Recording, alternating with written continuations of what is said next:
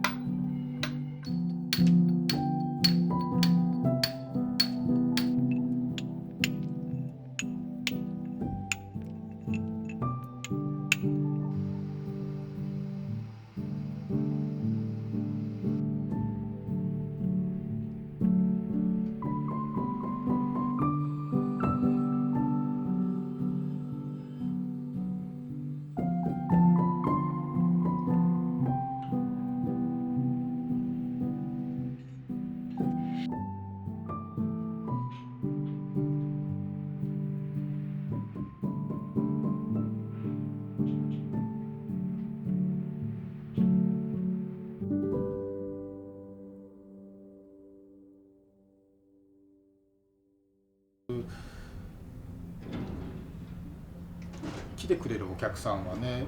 作ってるとこは少ないんで、やってってもらうと困るとか、すげえ助かるとか言ってくださってるんでね、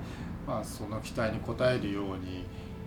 なんとかできる限りはやっていきたいですし、死ぬまで職人だっていうのもありますんでね、あと息子がやってくれるかどうかは分かんないし、誰か他の人がね入ってくれたらなおいいんですけどね、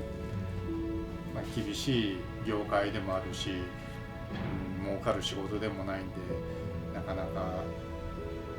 先が明るいとは言いにくいですけどね。そうですね。でも技術としては残っていったらっていうことですね。そうですね。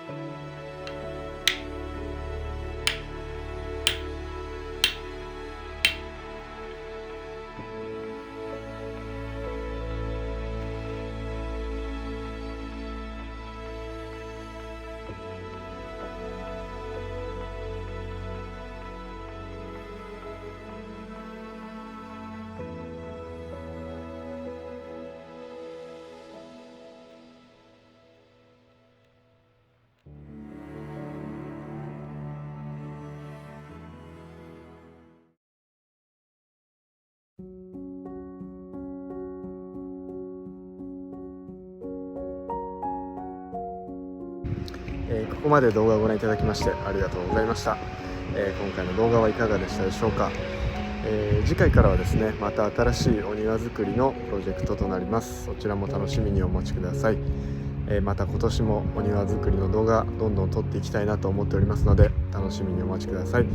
最後になりますが、今回の動画、私の活動気に入っていただけましたら、ぜひともご支援のほどよろしくお願いいたします。それではまた次回の動画でお会いしましょう。さようなら。